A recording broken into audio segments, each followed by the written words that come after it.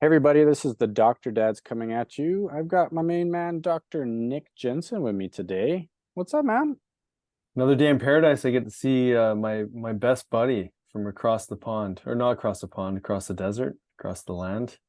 We're far ways away, but buddy, we got to hang out a I couple know. weeks ago. We got to go up to Vancouver. I was up there for an NIS conference, and the beautiful Jensen family hosted me and my wife and my son. And I have to say, if you had to give a star rating for staying at somebody's home and getting the love and really just like honestly, you guys were amazing. It was a 5 stars, buddy. 5 out of 5. Love it. Love it. Like Well, you filled our cups, buddy. you know what it's like sometimes when you have people over, it's kind of like it's not I want to say the word draining, but you guys are just such easy guests to have over. It just everything just flowed. You know, it Thanks, wasn't man. wasn't like it wasn't like we gotta make sure we're entertaining or this that. It was just like you guys just like it was like a puzzle piece. You just fit into our family, Hmm. obviously, and then we just got to carry on, with what we're doing anyways. But we just got to do with you guys, you know. So we loved having you, and even when like Sonia and I were sitting and just reflecting on the time we had with you guys, that was like the thing. It was like they're just so easy to have over at our house. And like Yeah, obviously our boys were like best buddies in seconds and they hadn't seen each other for a couple of years. So yeah, it was just like carrying on where we left off, right? it was beautiful, man. It was neat to see the boys, and man, they were glued to each other the whole trip. They really were. Yeah, man, and you described that very well, man. That's what it felt like for us. We felt like we were at home the whole time. Yeah. And like you said, we just kind of like merged and like found that flow, and it was already there when we got there. So Yeah. thank you again, man. Like, Yeah. You thank you so forgot much you for that. forgot to bring your kurta. I know I I did. left it for I you and did. then you I'm just coming back though. okay. So I think we're coming back for Diwali again next year. Perfect. Yeah. Yeah. So So for those of you who that'll be don't fun. know, we celebrated Diwali and David and the entire family were dressed in the traditional Indian outfits to celebrate the Festival of Lights We together. looked good, and so Yeah. did our wives. They looked amazing. Our wives always look good. Yes. Yeah. Yeah. But they were extra extra amazing. They were in the kitchen all day cooking delicious food, and then we got to party with you guys and your family and your friends. So it was beautiful, man. It's fun. Yeah. I Good can't remember if times. we got you to do any work on any of our guests. I don't know if we did. We didn't actually pass the torch to you in that capacity. It was like one of those No, visits where you didn't have to do work that was nice. It was nice. other than on us. Yeah, It yeah, but wasn't no, like, but that's hey, fun for me. David's Yeah. a magician. You guys should, see what kind of magic he could do in your body. Oh man. Which is actually the conversation we're having today, too, right? Yes. Yeah. Yeah. So, me and Nick were talking right now, what should we chat about? And one thing that as of late I'm really excited about is something called somatics. So, I'm not super ingrained in this, but enough to kind of explain what this is and so that you get an understanding of the importance of doing rehabilitation for your body this way. So, let's just kind of back up for a second and talk about the bigger picture of why this is necessary and the importance of doing rehabilitation this way. Because for a long-term change in the body with some of these chronic issues that we all deal with, whether it's structural things like you know it could be knee pain or hip and low back, mid back, neck, shoulder. I mean, any of the major joints that we see people see chronic issues with, this is something that will definitely help you on your journey. And honestly, from a rehabilitation standpoint, really, really ingrain a permanent change. So let's go and talk about what actually breaks down neurologically with our bodies and how this actually starts to cause the pain and the problems we experience. So what happens when we have things like repetitive movements? People have very unique patterns they're in all day long, whether we're sitting all day or you have a job where you're in very specific positions. So you got repetitive movements. And then you have things like trauma. So we experience physical trauma to the body, falls, trips, accidents, things like that. Um, Even mental, emotional trauma, and we've talked about this, will create distortion in the fascia and then ultimately make a global change in our bodies. So you get into those traumas, biochemical stressors, we get toxic, we get inflamed. This is also going to affect the extracellular matrix, causes more distortion, more disconnection, lymphatic backup. I mean, there's all these things, okay? I just want you to see the picture that can affect something called sensory motor amnesia. So basically what that kind of breaks down into, if you want me to just make it sound really easy, is the body goes into a state at a specific set of muscles, or maybe just one muscle, it can be more, where it's lost its integrity of connection with the brain. And when this happens, that muscle is either going to be overactive or underactive, depending on the state it needs to be in, whether we're sitting, standing, lying down, actually doing an action or actionable movement, right? Like when you're in the gym or you're just doing stuff throughout the day. And so the body has to work in this harmony, and everything has to activate and deactivate for us to move efficiently and handle force. So when a muscle has this sensory motor amnesia, it doesn't know which state to be in, and the brain doesn't have awareness of where it's at. So let's say, for example, my psoas muscles, right? It's a hip flexor, major muscle between the lower extremities and the lumbar spine and our midsection. This is a big muscle, right? So this is one that sometimes with a lot of people loses integrity. Mm-hmm. And so this muscle, let's say when I'm lying down, should be relaxed, and let's say it's overactive, so then it's tight and you can feel it. There's a lot of tone in the muscle, it's contracted, okay, and it's guarding kind of deal. And then let's say when I stand up, it's supposed to have tone, and then it relaxes and it's doing the opposite. So there's a loss of this connection with the brain, and the muscle doesn't know how to behave properly, basically. So part of what I do on a daily basis on the table is correct this. So through NIS and through, things like the deep myofascial therapy that we do, and we utilize like the emotional work that we do, the central integration, all these things that we're doing are working to reconnect the brain with the body and correct some of this sensory motor amnesia. So the body becomes more aware, and then there's a reactivation. It brings balance back into that muscle or group of muscles where that problem is potentially. And so from a rehabilitation standpoint, we have to continue to ingrain this, even if you're outside the office not seeing someone like me. So a way to do that is you can do something called somatics. Somatics is almost like a neurological rehab to make and ingrain and strengthen the mind-body connection with these dysfunctions that we have, whether it be, like I say, your pelvic floor or the lumbar spine and hip flexors and adductors, or the shoulder girdle on the neck, or the chest, right? I mean, or the mid back, where your rhomboids and your traps and stuff are. I mean, different areas of the body, there are actual progressions that you can go through where you engage certain muscles, and you're focusing on, let's say, upper and lower body, doing very specific movements at the same time while you're breathing in a very specific pattern. And there's a lot going on when you do this kind of stuff. But what you feel is pretty incredible. You start to find this awareness, and the body starts to, you can almost feel the connection when you're going through these progressions. And then when you're done and you kind of reset between each progression, you can feel the changes taking place in the body. And so what you're feeling is that reactivation, if that muscle is, inactive, or if it's overactive, it starts to relax. And so, you look at so many problems that people have chronically where, number one, this is never being addressed by whoever they're seeing. Mm-hmm. Okay, whether it's, and I'm not hating on chiropractors, I am a chiropractor, but not all chiropractors do what I do. So whether it's a chiropractor or PT or someone who's Massage trying to help, therapist or something yeah, like that. I mean, anybody who's trying to help you with a chronic issue, Mm-hmm. sometimes the reason that issue doesn't fully get the change you're wanting is because maybe they're getting you there and you're on your way there, but what they're doing is only going to give you a short-term benefit. Mm-hmm. And yeah, you do get the relief and you may feel better, but everybody, not everybody, but some individuals notice they have these problems that have just kind of stuck with them long term, right?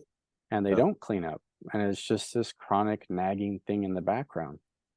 And so the magic, coming back to, you said we got magic to talk about, is when you do the right things and make sure that the brain is processing and making the connection with that muscle and that part of the body, and that you treat it that way, and then you do a rehab to ingrain that. Over time you will see a long-term change in the integrity of that connection, and then as a result you'll see your chronic issue improve Mhm. and either go away or lessen to a significant degree compared to if you don't do it this way. So let's talk about some of the science. Well, I'd Let's like I'd get, like to like or yeah, let's go. if I mean, if you don't so mind let's just chat, but then we'll talk about some yeah, science. yeah. So like I think this is just such a chronic issue for so many people, and I'd say like I'm just sort of in the middle slash finishing a book by Katie Bowman. She's a researcher who wrote a book called Move Your DNA, and it's really reminding people of how we used to move versus how we move now. And I think that probably a big reason for a lot of these like repetitive strain injuries or these chronic problems that are there is because literally we move from seated or mostly sitting situations to maybe standing to very light movement. We're in cars, we're sitting on our couches. Like we don't move our body in the way that we would have where we're like even how we use a toilet modern day versus we would have had to squat before. And you see people in different cultures that are constantly like on their feet or in squatted positions or like or just extending themselves or contracting themselves in a whole myriad of different ways. That I think that part of the problem with chronic pain is that we would have moved our way through a lot of these issues because we're engaging our full body to some capacity. So I think a lot of like modern chronic injuries, when they're not rehabbing well or there's not even necessarily a known source, it's just like, oh, my back hurts now. It's probably a lot of that has to do with just a modern lifestyle. And then no doubt we get amnesia because we're not actually like stimulating these areas in our body through all the different ways that we should be or could be moving our body. So I just wanted to throw that out there as like, this doesn't have to be a specific injury.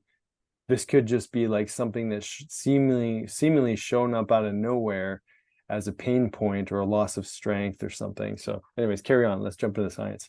Well, no, I love the way you described that, right?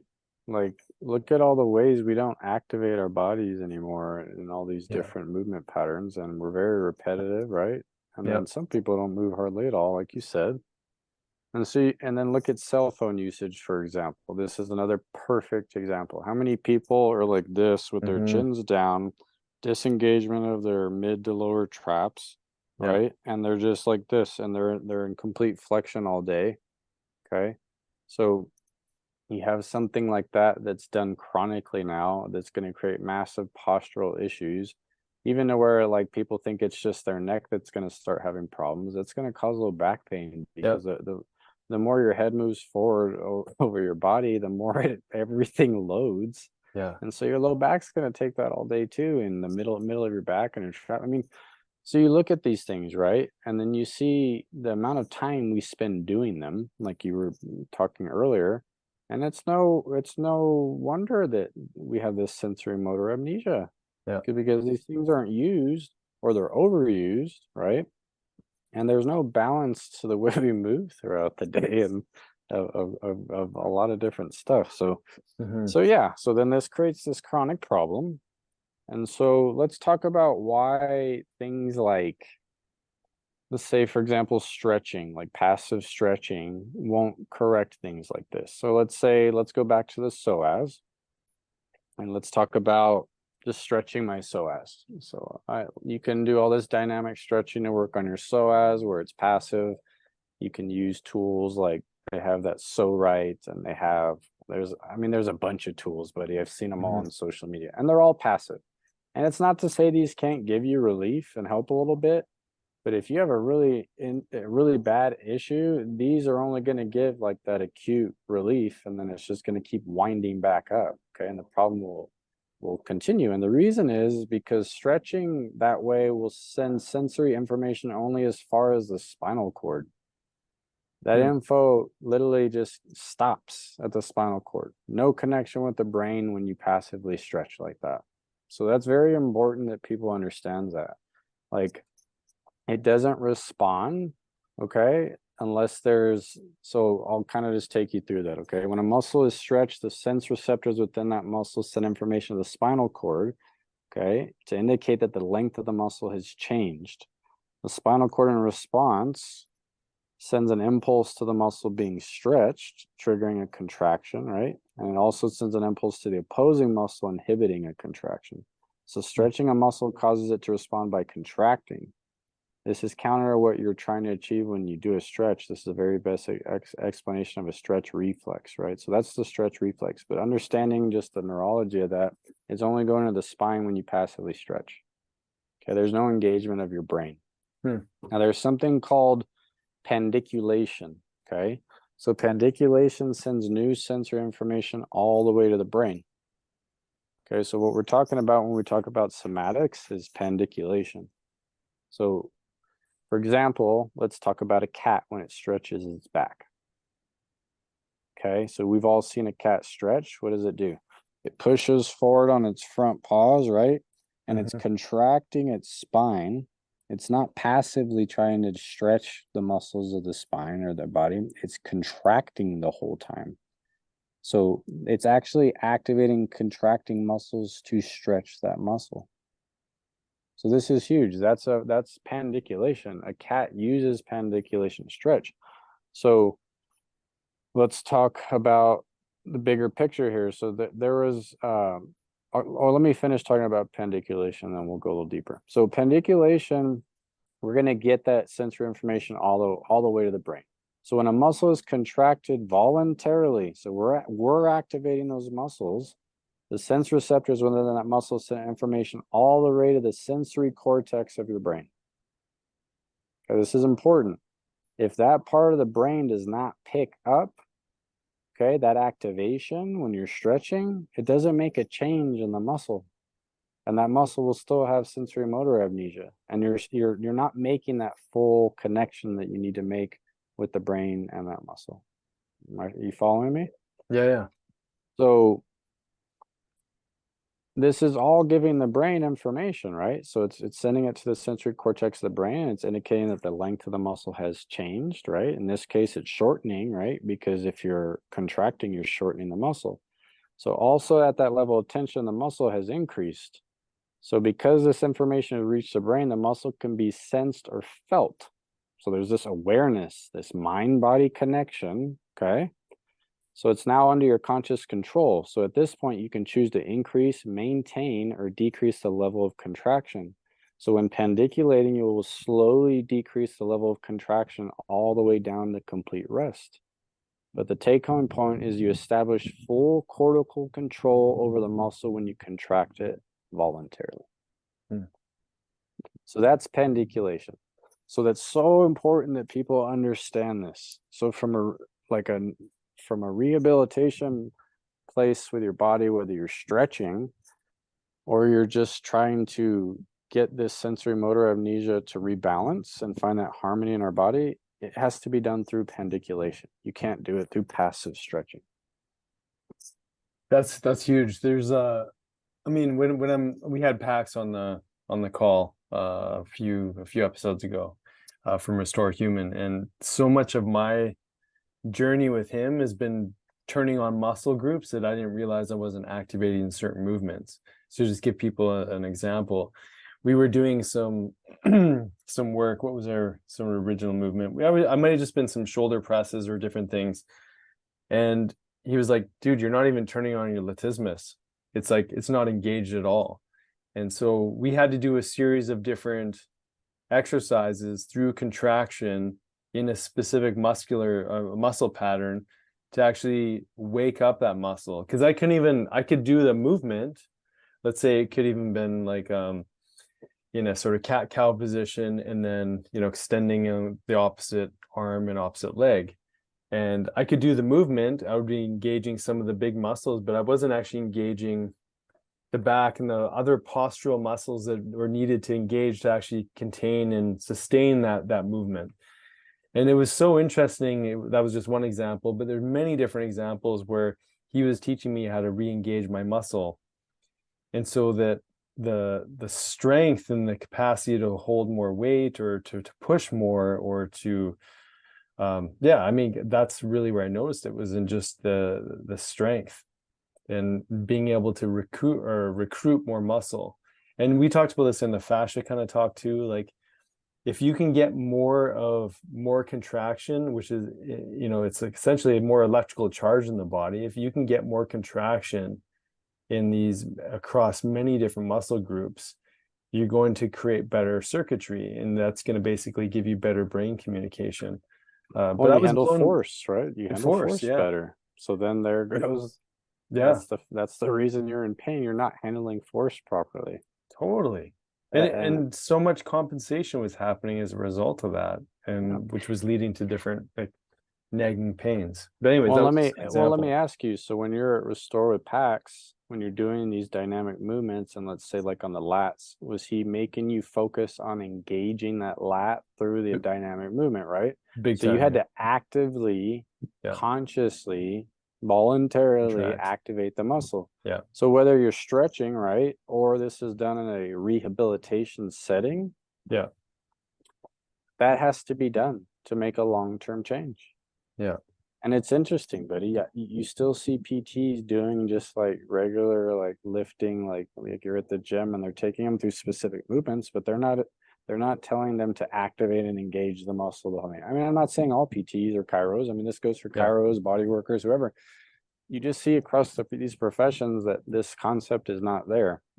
And it's like this massive concept that is very important. The brain connection has to be made through pandiculation. And if you're not actively activating, right, and doing that the way you need to, then it won't make a long-term change. yeah. It has to be active. It can't be a passive type activity. Otherwise, the brain's not involved and you can't make the mind-body connection. Well, it's interesting that, like, I don't know why it took me so long to realize this, but it was like I needed to learn how to contract muscle to actually release the muscle. Yeah. You know, Well, because because that's again sensory motor amnesia. It's in what it's exactly. called, right? Like Yeah, there's this loss of connection and it's counterintuitive because totally. it's tight Yeah, sometimes, right? And then you're yeah, like, what do you mean tightening something that feels tight already is going to help it relax? What? yeah. Right? But it's almost like you know, jump starting your car. It's like you have to put a charge Yeah. in order for the Beautiful. communication Oh, to buddy. shift. I love Yeah. the way you just described that. Oh, nice. That no, honestly, think about that. It's like charging your car. You're putting a charge into the muscle. You're activating that neurological connection, right? That energy is pushing through, and then the muscle's like, oh, and it's like it wakes up, right? Yeah, So like again, we're talking about stretching, right? Or whether it's a rehab setting. yeah, So, and then one thing I want to note on is like when you stretch passively, which is how we were all taught how to stretch, by the way, I yeah. think you can agree to that even as athletes. You get a temporarily reduction in power of the output of the muscle. Hmm. Temporary, but the power output decreases. And I've seen this, man. Like I remember one time when I was in college, like me and a couple guys did this really deep stretching session before we played, or no, it was high school. And I didn't feel good on the field the whole game because I felt like I overstretched everything. Hmm. Like it's almost like you need some of that active muscles to feel that power output when you're playing sports, right? Yeah, So you can't be too loose, right? And do too much passive stretching before you're gonna compete. That's the point I was trying to make. yeah. Um, so I mean, pandiculation, sensory awareness, right? Mind body. Okay. So let's um let's go into the somatics type stuff, okay? Or let me expand a little bit more on the difference. So I did this a while back, like when I was 30, and I've talked about this story, I think on post podcasts, but I did CrossFit for like a 5-year stint. Hmm. And man, buddy, at the end of that stint, my body was not feeling good. And I'm not knocking on CrossFit, but like my shoulders, my low back, my knees, my hips, like body did not feel good. Everything started hurting. Like it was weird. Everything started hurting to the point like if I didn't get in the gym and train, then I would hurt. And if I took too many days off, it was like Yeah. that. So I decided at 30 to stop lifting weights and I was going to go more to like body weight stuff. But I actually found a book called The Genius of Flexibility by a guy named Bob Cooley. Hmm. So Bob Cooley, his claim to fame, and he's I think still actually has a studio in California. I believe it's in Santa Monica, if I'm not mistaken, where he still has classes that he does this basically type of stretching. It's he calls it, I think, active stretching. Okay. But it's pandiculation is what he's doing. Okay. And so it's a beautiful book. If anybody hasn't read that book, do you remember that Olympic US swimmer Dana Torres? Do you remember her? I think No. that's what her name was. So her thing, she was like 40. I think she had like two or three kids or something, and she was 40 years old, and she qualified for the Olympics. Wow. And so the media was covering her and making this big deal, and like she gave Bob Cooley all of the credit of why she was able to get to the Olympics at 40 years old. That's So the amazing. story goes like I think she was at the gym or something training, and he was stretching somebody else out or having them stretch, and she walked over and said, "Hey, can do you mind showing me some of that stuff?" And then he started working with her, and then she started having all these like amazing gains, and her body started working better for her in the swimming pool, and like she made it to the Olympics. I mean, cool story. Well, anyway, so I read this book, and all the book is basically it's pandiculation, it's active stretching. And you go through all these muscle groups and he teaches you how to like basically contract while you're stretching the muscle and activate it. But buddy, I changed my body very quickly within like 6 to 8 months just doing that type of stretching. Wow. And like all my pain went away. I didn't have pain anywhere else in my body. Um, I mean, and I did other things. Like, I'm not saying that's the only thing I did, but as far as like my routine, like for working out and stretching and stuff, that's what I did. But like active stretching, like it's a little bit of a workout, man. It's Hmm. not something that like you don't get winded from a little bit. So I would do that pretty regularly, and it changed my body, man. Got rid of a lot of the chronic pain that I was having in my body. Hmm. Um, and so the neat thing I remember from that book was he talks about how he realized that the way he maps the body with all the muscle groups, and because he noticed that emotions started changing in people and they were breaking barriers in life, and like these challenges they were having emotionally all of a sudden weren't a problem for them anymore. And so he kept digging into the science, trying to create understanding of like, why is this happening in my stretch classes when we're doing all these things? And then he picked up a TCM book, ancient Chinese medicine Hmm. book, and the same thing he mapped without even looking at that book, mapped out basically, I think you've seen those TCM charts Yeah. with like the muscle groups, and then they like I think there's like emotions and all these things on Hmm. there, and then organs and glands, because he saw people getting healthier and their stomach issues going away and all these other things just from his stretch classes. Wow. So then he figured out, oh my God, like this is ancient medicine that I'm doing. And so I, I want to tell this full circle because you said something beautiful right now. You said you're just putting charge in there.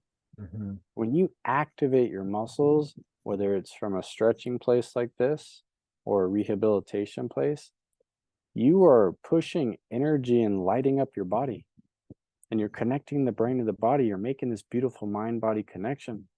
And that not only will benefit the area of the body that maybe you have a concern with, but it will also benefit the gland correlation to that muscle, right? Yeah. It's gonna benefit the fascial plane correlating to those muscles. All those things, you're just ingraining more voltage, and like Nick said, and more energy output and more connection with the brain and the nervous system, and your body processes and connects better.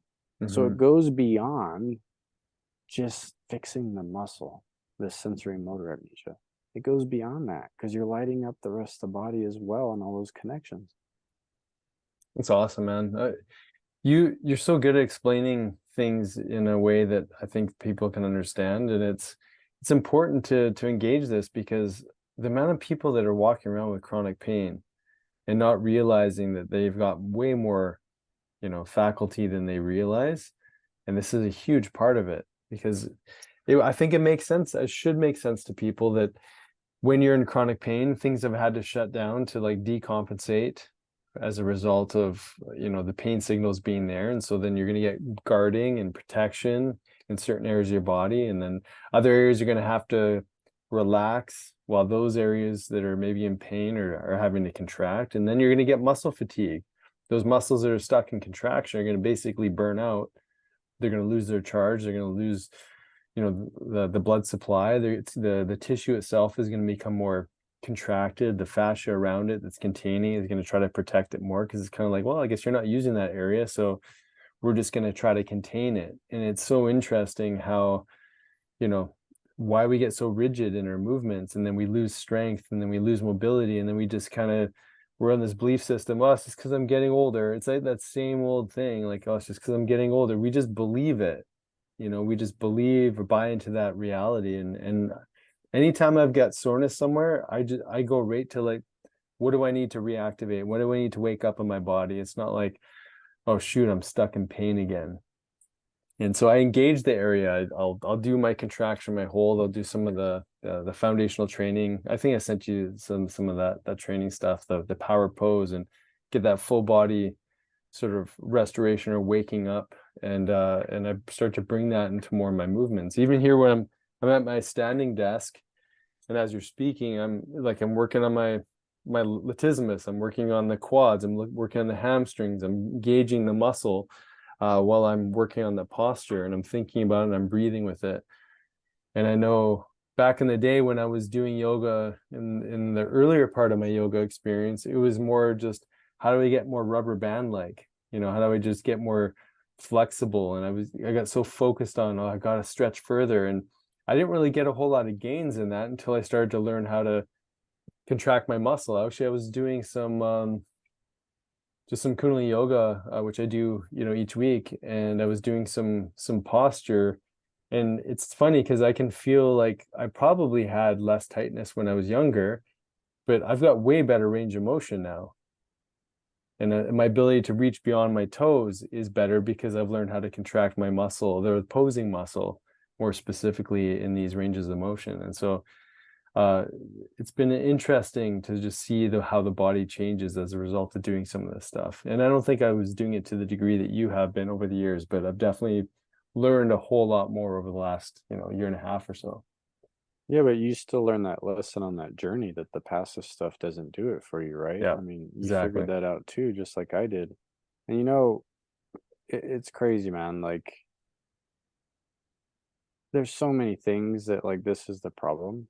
People just can't move energy, you know? Like, Yeah. that's all. Like, I like simplifying it to energy because literally that's the base of what it is. Hmm. And like, you can talk about circulation and the biochemistry of the all that other stuff that medicine wants to focus on, which I know all that stuff too. But like, if you don't get the energy and focus on getting the energy back in there, all that stuff is completely irrelevant because that's just downstream from what needs to be Yeah. restored, right? So, buddy, you honestly hit it on the head with the way you described a lot of these things. Like, it's it's an activation thing, right? Hmm. It's the connection, and when we lose connection in the body, we get sick. If we Yeah. lose connection to a muscle, the joint will hurt, right? I mean, it's not rocket science.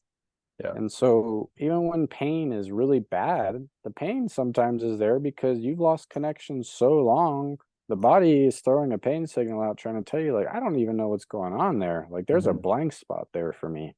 Yeah. And then that's why you feel the way you do, right? So, Hmm.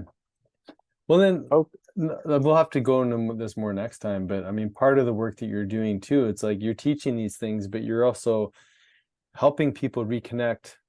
They're like muscle testing, perfect example of like muscles going weak, right? And I'm not talking about just like testing strength, but you're challenging the body and these corollary muscle groups that correlate with the gland or whatever, everything that you were talking about before.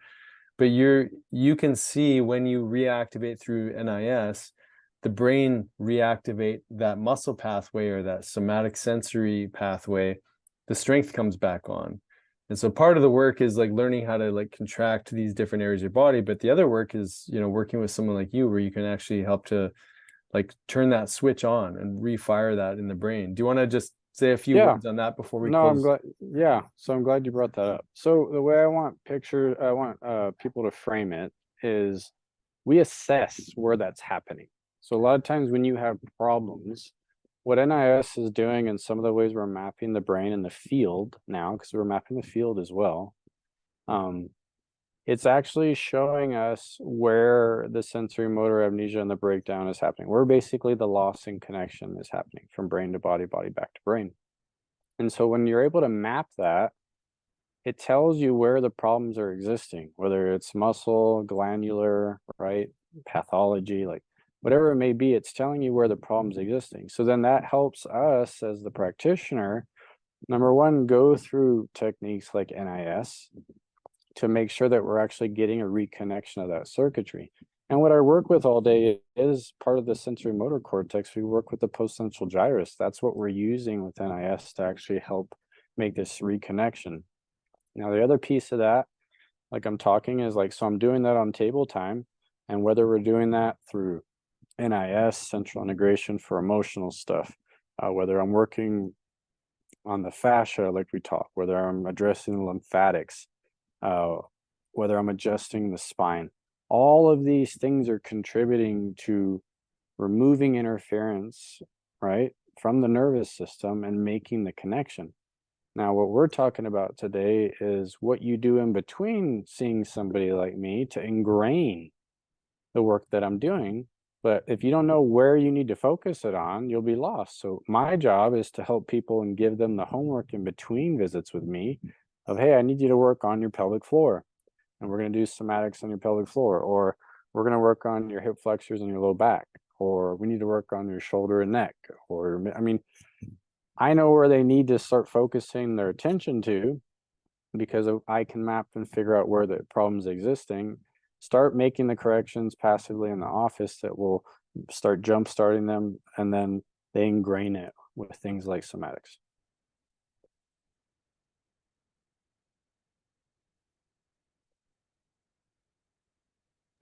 So that's full circle right there, is Yeah. what you're doing. And Yeah, I it's mean, and it's beautiful, right? I mean, think about it. We're just making the mind body connection and we're restoring the energy in the body mhm, from the time you see me to all the way to where you're doing active stuff on your own at home. That's all you're doing. You're moving energy. yeah, And then awesome. you're building bandwidth as you do it. And that's what makes the long-term change. If you can't build the bandwidth through that connection, you can't have the long-term change. Yeah, I mean, the other really profound thing I think is that when you start to do this and you get out of pain, you start to see the world differently. Like because you're relating to your body differently. You know, you're recognizing that it's almost like a metaphor for life. You kind of got to go into the pain.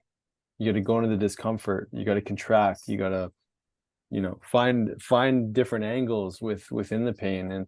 And I think it gives people a sense of confidence that they're able to go in to do hard stuff. You know, I think getting back to some of the earlier conversation we had just around the opening of we don't move the way that we used to. And when you start to move like this, you start to want to move in different kinds of ways. Like you might want to do some more like primal movement type stuff and maybe more gymnastic type stuff, or swim and like, get into the Olympics, or you know, you might start to recognize there's so much more to you than what you realized. And I think that just the opening in our sort of daily lifestyle habits where we start to engage more physically again, that's such a huge part of our healing because it's really like you said, mind body. And then when we start to make these connections, we literally see ourselves differently. And so the way we heal, the way we eat, the way we move, the way we interact, the way we relate to our body, the confidence we might feel as a result of having some control over, you know, the pathology that our body was going through to now having that sense of freedom.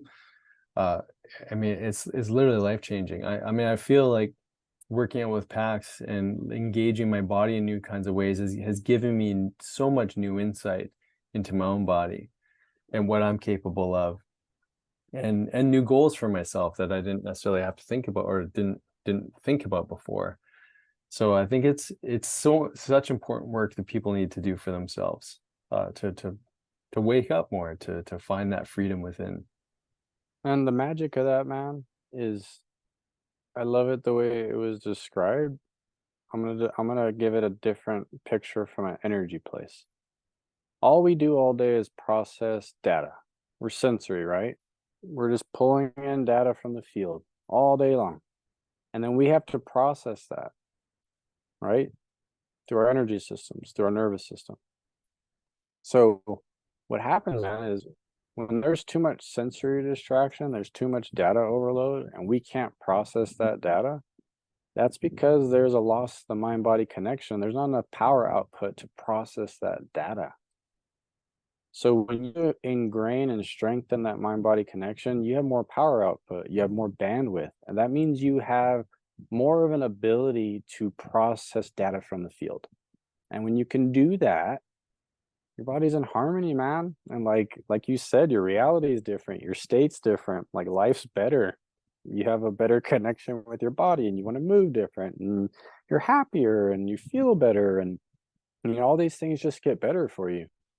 But what I want people to see in that statement is like that's it. Like you're an energy being. And if you're not pushing enough energy to the body, that's why you're having trouble processing. Mm. That's it, Well man. said, buddy. Well said. So good one today, bud. Hey, yeah, great information. Hopefully people can take this into action and be curious enough to learn a little bit more. And so you throw out the name of a book. I was looking at Amazon as you were speaking. You can get that book on there, The Genius of Flexibility. But is there any other resources that you'd want to share with people? There's a cool guy I like to follow on YouTube. You just go to Learn Somatics. Mm-hmm. Learn Somatics, Somatics. So if you really want to try some of this stuff, that's the guy I follow to do his stuff. I love the progressions he takes you through. He's got a lot of Cool. free content on there, and I think he even does classes. I've never done a class. I'm not promoting him in any sense or Yeah, being. I don't even know the guy, but I would just like his videos, and I enjoy doing his somatic stuff. So cool, man. Awesome. I'll check him out too. yeah. I'm always interested in adding more things to the repertoire and just even having, yeah, just a movement pattern that you're doing regularly enough to sort of progress, whether it be in your flexibility, your strength, or your agility or coordinated movement. It's so helpful to have strategies like this. So love it, man. Love you too, buddy. Love you, man. Okay, we'll see you on the next one.